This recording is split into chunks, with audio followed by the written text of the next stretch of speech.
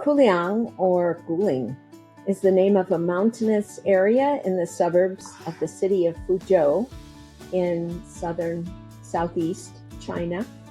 And between the late 1800s and the first half of the 20th century, there were foreigners that came from all over the world, many from the US and Britain, Germany, Australia, and other countries.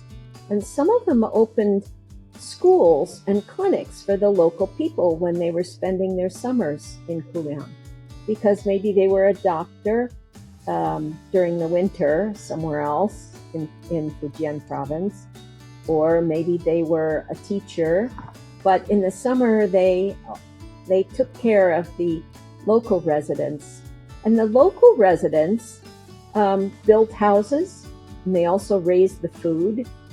So they had a community where people really looked out after each other, and they developed some close bonds, and they lived together in harmony.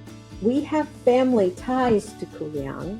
My father-in-law, Donald MacInnis, and his wife, Helen, and his two sons, Bruce and Peter, were all part of the international community that lived in Kuliang in the 1940s. Don had been in China earlier during World War II, and he had helped the Flying Tigers then at that time. After the war, he brought his wife back, and his one son, Bruce, was born then. And then they came to teach at a university in Fuzhou. And in 1948, my husband, Peter, was born. Our family lived in China for about 30 years. My two daughters both grew up in China, and we all have a special feeling for the country. In fact, my daughters' names are Aizhong, Aihua.